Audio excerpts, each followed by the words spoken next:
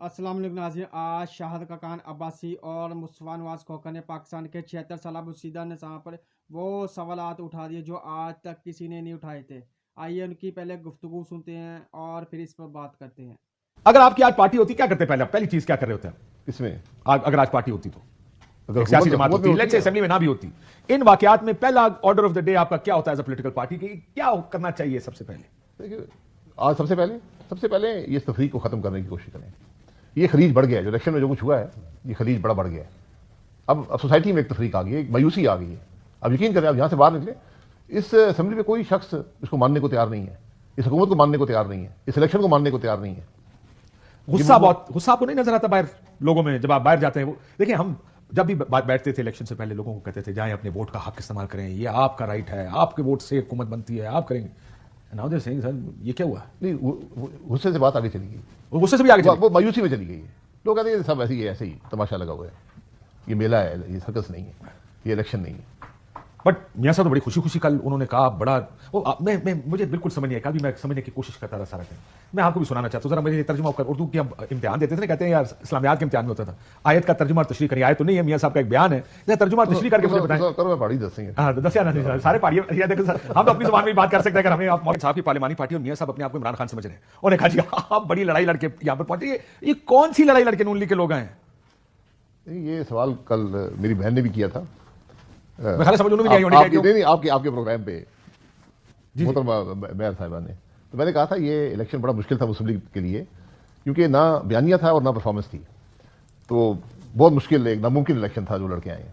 That's one way of looking at it. मैंने इसके ऊपर कल ये कहा, मैं कहा शायद मियां साहब को याद नहीं, उनको शायद बताया ये गया होगा कि जो तरीके साहब के साथ हो रहा है, उनको लगा कि शायद मुस्लिम लीग उनके साथ ही हो रहा है। सिंबल भी ले लिया, कैंपेन नहीं करने दी, पैनाफ्लेक्स नहीं लगाने दिए किसी। फिर मुझे ये भी लगा कि शायद मियां साहब ये कह रहे हैं कि आप अपने जमीरों के साथ शायद लड़ाई करके यहां पहुंचे होंगे, कि फॉर्म 45 पे कोई और जीता हुआ है, 47 पे आपको जिता दिया गया। बड़ी लड़ाई होती है, इंटरनल फाइट भी बहुत सारे लोगों के लिए होती है। मैंने सुना शायद कल निसार चीमा साहब ने कहा मुझे भी ऑफर हुई थी इलेक्शन जीत जाऊं, लेकिन मैंने नहीं ये गवारा किया, और कि मैं इस तरह वोट को इज्जत दो के नारे के बाद देखूं। आप क्या सोच रही, कौन सी लड़ाई का जिक्र कर रहे हैं? मुस्तफा साहब मुझे कभी ऑफर हुई कि नहीं हुई? पहले तो ये पूछा। पहला सवाल चले, अगर आपको ऑफर होती तो आप क्या?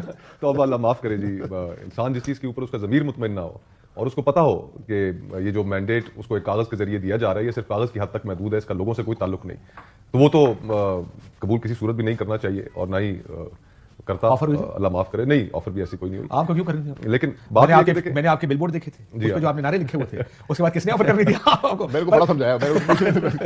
उसके बाद तो किसी ने कोशिश की होनी कि यार अंदर नहीं आए थे। देखिए काजू भाई, बात यह है कि 76 सालों से हमारा मुल्क दायरों का सफर कर रहा है। उन दायरों के सफर से हम बाहर निकल नहीं पा रहे, और आज एक मंजूर नजर है, कल दूसरा मंजूर नजर है। मियां साहब का जो आपने क्लिप दिखाया, ये क्लिप भी उसी हकीकत को सामने लेकर आता है ना, कि आज वो कह रहे हैं कि बड़ी हम चौमुखी लड़ाई लड़कर आग का दरिया पार करके यहां तक पहुंचे हैं। पूरी इलेक्शन कैंपेन के अंदर और उससे पहले जो तासुर था, जो तासुर है, जो तासुर दिया गया, वो तो यही था कि साड़ी गल हो गई है। तो इस तासुर के साथ जब आप मैदान में उतरेंगे, और खुसूसन वो जमात कि जिसने आज से चंद साल पहले वोट को इज्जत दो की बात की हो और उस बयानिए को पॉपुलर बनाया हो, और उस बयानिए के ऊपर लोगों ने रिस्पॉन्ड भी किया, और आज आप उस जगह आकर खड़े हो गए कि जहां से आपने अपनी सियासत की इब्तिदा की थी, वो तमाम इर्तिकाई मराहिल जिनसे आप गुजर कर यहां तक पहुंचे, जिनमें आपने मीसाके जमहूरियत किया, वो सब चीजें पसे पुश डाल दी। वो तमाम जो वोट को इज्जत दो का बयान, वोट को इज्जत होनी चाहिए, खलाई मखलूक कहां से आ जाती है? तो आज सिर्फ इक्तदार की खातिर आपने न सिर्फ ये जानते बूझते हुए कि आपके कई जो कॉमरेड, जो आपके साथ कॉलीग्स खड़े हुए थे, वो सारे सिर्फ कागज के पर्चों के ऊपर जो जिनके तहत वो एमएनए बने, पब्लिक के मैंडेट के तहत नहीं, उनके साथ खड़े होकर आप हल्फ ले रहे थे, और आज आप उसको जस्टिफाई करने की कोशिश कर रहे हैं। अपनी सीट भी मशकूक हो, और जो फॉर्म 47 का जो मीडिया के ऊपर चर्चा रहा उनकी अपनी सीट का, जिसका काफी तिया पांचा बहुत से लोगों ने किया और जस्टिफाई भी किया कि उसके अंदर क्या मज़ा खेज चीज सामने आई कि कुछ कैंडिडेट्स के जो वोट थे वो बिल्कुल सिफर निकले बार तौर।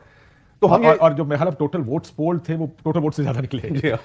तो गुजारिश ये कि अब आज ये जो 8 फरवरी को भी जो इलेक्शन हुआ, मैं इसको इस नजर से देखता हूं काशिफ भाई कि ये एक अनप्रेसिडेंटेड इलेक्शन था पाकिस्तान की तारीख में। अनप्रेसिडेंटेड इस हवाले से कि हमारी जो ट्रेडिशनल विजडम थी, 85 का इलेक्शन था ना तकरीबन एक जमात के लिए, 1985 मैं एक और कॉन्टेक्स्ट में कहना चाह रहा हूं कि जो हमारी ट्रेडिशनल विजडम है, जो पॉलिटिकल पंडित्स हैं इस मुल्क के, वो हम सब ये समझ कर बैठे हुए थे कि एक जमात जिसकी मुखालिफ एस्टैब्लिशमेंट भी हो, जिसके पास उसका इंतखाबी निशान भी ना रहा हो, जिसका लीडर जेल में हो, 50 साल के करीब सजाएं दी जा चुकी हो, कैंपेन चलाने की इजाजत ना हो, कॉर्नर मीटिंग्स जलसे ना हो, झंडा बैनर ना हो, पोलिंग कैंप्स लगाने की इजाजत ना हो, तो वो ज्यादा बहुत हुआ जी, तो 20 सीटें 25 सीटें या 15 सीटें, यही ट्रेडिशनल विजडम हमारी कहती थी ना। तो उसके बाद जो हुआ वो अनप्रेसिडेंटेड हुआ। कि लोगों को, अवाम को कई आग के दरिया अबूर करके पोलिंग स्टेशन तक पहुंचना पड़ा, वहां पर जाकर उन्हें किसी और के कैंप से पर्ची कटानी पड़ी और जाकर वोट कास्ट करना पड़ा। बिरयानियां भी खा दिया लोगों ने। बिल्कुल। तो अब देखिए, जो अनप्रेसिडेंटेड जो चीज हुई है, इसके अंदर मैं ये समझता हूं कि सबसे पहले जो क्रेडिट जाता है इसमें पाकिस्तान के लोगों को जाता है, और आप उनके उस क्रेडिट को उनसे छीन नहीं सकते।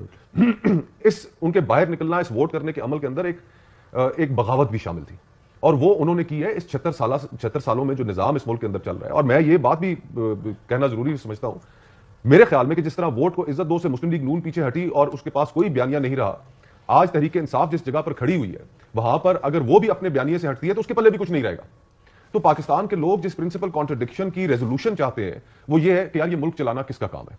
खित्ते के बाकी ममालिक देखें, भारत देखें कहां पहुंच गया, सफर आपने इकट्ठा शुरू किया, और आज ये 25 करोड़ लोगों का मुल्क है, गवर्नेंस कॉम्प्लेक्स हो चुकी है, और हम अब इस मुल्क की खातिर, नेक नियति की खातिर ये बात करते हैं कि यार कि हम ये सारे जो पुरानी रविश है ये छोड़नी पड़ेगी, ये दायरों के सफर को खत्म करना पड़ेगा, अवाम को उनकी तकदीर का मालिक बनाना पड़ेगा, चाहे वो जिसके हक में भी, हमें सरे तस्लीम खाम करना पड़ेगा उनके फैसलों के आगे। और ये मामूली बात नहीं है। हम मुहावरतन इस्तेमाल करते हैं कि आवाज़े खल्क नकारा खुदा, तो जरा ग्रेसफुली बावकार तरीके से उसके सामने सर झुकाना सीखिए और लोगों को मौका दीजिए हुकूमत करने का। जैसे आपने कहा ना कि हुकूमत चलाना किसका काम, एक गवर्नेंस किसका काम, हुकूमत का काम है।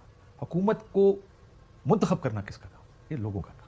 हमारे यहां पर मसला यह है कि हमने जो बड़ी, जिसकी वजह से मसाइल बढ़ रहे हैं, कि हम इस प्रोसेस के अंदर से लोगों का एतमाद खत्म कर रहे हैं। लेकिन अगर आपको, मैं शायद आप तो मेरा ख्याल है 88 से शुरू करें तो 4, 5, 6, 7, 8, 9, 10 इलेक्शन, आपको अगर ऑफर होती कि यार आप 8-9 दफा असेंबली में रह चुके, वजीर आजम रह चुके, या वजीर आजम ना भी रहे हो, बहुत अहम वजीर रह चुके हो बहुत दफा, और आपको ऑफर हो कि आप को हम सीट जिता देते हैं, वो वुड बी फर्स्ट रिएक्शन, भी आप क्या करेंगे उसमें? नहीं, मैं मुश्किल है मुझे 2 दफा ऑफर हुई है माजी में, 2002 में, 2018 में। ये बोझ उठाना मुश्किल काम, मेरे लिए मुश्किल काम है। उन लोगों के लिए मुश्किल नहीं है जो आज आपको असेंबली की सीटों पर नजर आए बैठे। नहीं, ये उनका फैसला है, ये है मुश्किल काम है। यकीन करें, आप उन कुर्सियों पर नहीं बैठ सकते। जो लोग बैठेंगे पता नहीं कैसे बैठेंगे। बहरहाल आई थॉट कि ये बड़ा मुश्किल होगा, ये बड़ा मुश्किल, ये बोझ उठाना बड़ा मुश्किल काम हो कि आपको पता हो कि आप हार गए हैं जी। Yet you go. I mean, I understand a lot of people will say कि जी पिछली असेंबली के ऊपर भी तो ये था, लेकिन पिछली असेंबली में जिस नौयत का था, इस दफा नौयत बड़ी मुख्तलिफ है। बड़े इलेक्शन, पिछला इलेक्शन एक बड़ी हद तक प्री इलेक्शन मैनेज हो चुका था। नहीं, जो भी साउथ पंजाब इलेक्शन के अंदर भी हुआ है, मैंने एक बड़ी हद तक मैंने कहा प्री इलेक्शन भी था, फिर इलेक्शन डे पे भी मैनेजमेंट हुई। लेकिन इस वक्त हम जो अब बात कर रहे हैं, हम अब फिर एक बात क्यों कर रहे हैं? आपसे लोग कहेंगे शायद बात पहले क्यों नहीं करते थे आप लोग 2018 में या 13 में? किस बात कि ये इलेक्शन मैनेज होते हैं? ये कहा था कि इलेक्शन मैनेज 2002 में भी कहा था, बिल्कुल। लेकिन फिर इसका मतलब तो ये हुआ ना आपकी बात सुन के कि जिसके हक में मैनेज होता है उसको प्रॉब्लम नहीं होती। नहीं, मैंने कहा फॉर्म 47 हमेशा जीत जाते हैं। उस दिन मैं और अपने मुस्तफा साहब बात कर रहे थे, तो उन्होंने कहा वो फातिमा जिन्ना के बाद भी फॉर्म 45 था। फॉर्म 47 अयूब खान के पास था। एग्जैक्टली। फॉर्म 47 हमेशा जीता है, अवाम जो मर्जी करते रहे, लेकिन ये फॉर्म 47 ये बड़ी बहस होती है। कहानी अब खत्म होनी चाहिए। एक बात सुने, ये मैं इसको थोड़ा सा ट्विस्ट देने की कोशिश करने लगा हूं, if you can allow me and bear with me. एक तरफ आप कहते हैं कि एस्टैब्लिशमेंट, मुझे बताइए वो सियासतदान भी तो हैं जिनको असूल के फैसले करने चाहिए और कहना चाहिए ये मेरी सीट नहीं है, मैं इसको नहीं लूंगा। वो सियासतदान कहां है? कितने? वो इक़्तिदार में, जितने भी इक़्तिदार में आपको मिलेंगे। कितने लोग हैं जो इनकार कर दें सियासतदान ने? देखिए, जब आप असूल की बात करते हैं, असूल की बात तवक्को मैं किससे करूं? आपसे करूंगा ना असूल की तवक्को। जिन लोगों को, जो लोग आईन की बात करते हैं, जो कानून की बात करते हैं, जो असूलों की बात करते हैं, आपसे तवक्को करनी चाहिए मुझे कि आप असूल पे खड़े होंगे, सिर्फ अपने हक के लिए नहीं, मेरे हक के लिए भी खड़े होंगे, किसी तीसरे के लिए भी। लेकिन हम कितने आराम से इस मुल्क में कह देते हैं, और जी पाकिस्तान में तो 70 के अलावा कोई इलेक्शन फेयर हुआ ही नहीं, कितने आराम से हम कह देते हैं, क्योंकि हमने मान लिया इस हकीकत को। और 70 के रिजल्ट हमने कबूल नहीं किए थे, वो इलेक्शन भी नाकाम हो गया था। तो बात यह है कि अब आगे आपने चलना है, क्या करना है? मैं हकीकत से मैं बहुत अरसे से कह रहा हूं, क्या करना है? मैं ये कहता हूं कि आप इस मुल्क में 3 इलेक्शन फेयर करा दें, मुल्क आगे चल पड़ेगा। तकलीफ होगी, अवाम एक दफा गलती कर लेंगे, दूसरी दफा बेहतर कर देंगे, तीसरी दफा बिल्कुल बेहतर ठीक हो जाएगा। अवाम ने हमेशा डिलीवर किया। इस इलेक्शन में आप देख लें, लोग बाहर आए, लोगों ने वोट डाला है और बेपनाह वोट डाला है। देखो ज़ाहिर फिर वो कहते हैं क्या किधर। ये एक बड़ा अनोखा इलेक्शन था। मुस्तफा साहब जो कहा, कोई हकीकत है, एक अनोखा इलेक्शन, खुद लड़ रहे थे 2 हल्कों में, एक अनोखा इलेक्शन। और ये अनोखा इसलिए भी है कि इन जैसे लोग अकेले नहीं है। मैंने बड़ी हल्कों में देखा कि नंबर 2 और नंबर 3 के उम्मीदवार आके कह रहे सर ये मेरे फॉर्म 45 में, चलो उसका गलत होंगे, मेरे तो ठीक है। मेरा फॉर्म 45 देख लें, इसमें भी ये नहीं जीता काशिफ ये, भाई, देखें- लेकिन वो सियासतदानों का मुझे बताएं ना जरा, उस पे भी सीधे मैं आता हूं, पॉलिटिकल देखिए- एंगल टू दिस। हाँ, उस पे भी मैं आता हूं। देखिए क्यों नहीं सियासतदान 2018 में खड़े होकर कहता मुझे आपकी मदद नहीं चाहिए, क्यों नहीं 2024 में खड़े होकर कहता यार मैं इस तरह नहीं जीत सकता सर, मैं ये बोझ नहीं उठा सकता। देखें काशिफ भाई, फ्रैंकली हमारे यहाँ सियासत जिन दायरों के सफर का मैं जिक्र कर रहा था, कल्बी तौर पर, जहनी तौर पर तमाम सियासी जमातों ने यह बात तस्लीम कर ली है कि इक़्तिदार का जो रास्ता है वो रावलपिंडी के जरिए इस्लामाबाद आता है।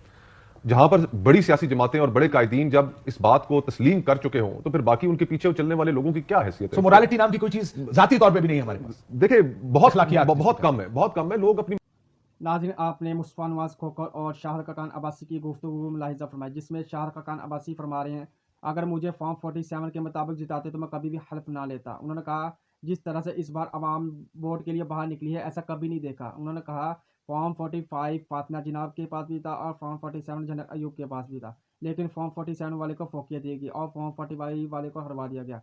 मुस्तफ़ा नवाज़ खोखर ने फरमाया कि जिस पार्टी से निशान वापस ले लिया गया हो, जिसके लीडर को जेल में बंद किया गया हो, जिसे जलसे जुलूस रैलियाँ कानमेटी कंपेन ना करनी देगी हो, उसने वो कर दिखाया जो पाकिस्तान की हिस्ट्री में कभी किसी ने देखा नहीं था। उन्होंने कहा हम समझ रहे थे ये जमात सिर्फ 20 सीटों तक महदूद रहेगी। जिस दिलेरी से उन्होंने इलेक्शन लड़ा वो देखने वाला था और अवाम ने पीडीआई को वोट भी डाला है और उसने सबसे ज़्यादा सीटें भी जीती हैं। उन्होंने कहा जिस तरह से ये 76 साल से निज़ाम चलाया जा रहा था इसको अवाम ने रौंद कर रख दिया है। और उन्होंने फरमाया अगर मैं नवाज शरीफ होता तो कभी भी हल्फ ना लेता और आराम से जाकर घर बैठ जाता।